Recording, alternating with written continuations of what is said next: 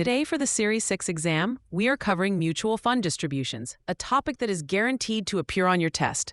Let's break down the two main types of distributions you'll encounter: dividend distributions and capital gains distributions. It's crucial to understand that these are not the same as gains you realize from selling your own shares. These are payouts from the fund itself. First, let's talk about dividend distributions. A mutual fund earns income from the dividends and interest paid by the stocks and bonds in its portfolio.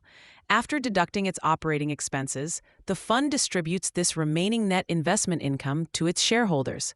For tax purposes, these dividend distributions are treated as ordinary income for the investor in the year they are received. This is true whether the investor takes the payout in cash or chooses to automatically reinvest it back into the fund to buy more shares. This concept is a frequent stumbling block on the exam.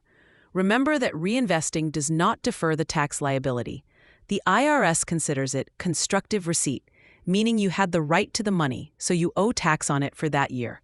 The second type is a capital gains distribution. This occurs when the fund manager sells securities within the portfolio that have appreciated in value.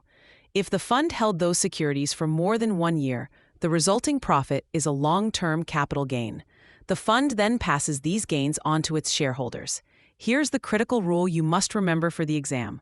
Capital gains distributions from a mutual fund are always considered long-term capital gains for the shareholder. It does not matter if you, the shareholder, have only owned your mutual fund shares for a few weeks or a few months.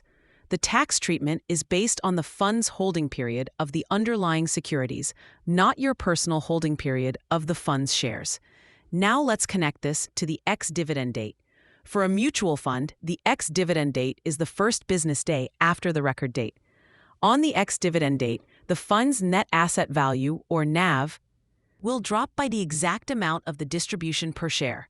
This is because the fund has paid out that value to its shareholders, so its total assets decrease. This leads to a major exam trap known as selling a dividend. This is a prohibited practice where a representative encourages a client to buy fund shares right before the ex-dividend date just to capture the upcoming payout. This is a terrible strategy for the client. For example, if a client buys shares at a NAV of $20 just before a $1 distribution, on the ex-dividend date, the NAV will drop to $19. The client receives the $1 taxable distribution, but their share value is now lower. They've achieved no economic gain, but have created an immediate tax liability for themselves.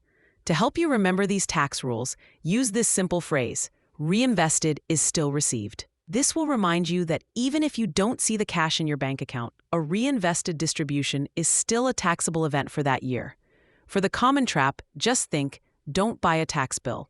It captures the foolishness of purchasing a fund right before the X day just to get a distribution that immediately lowers your principal and creates a tax liability.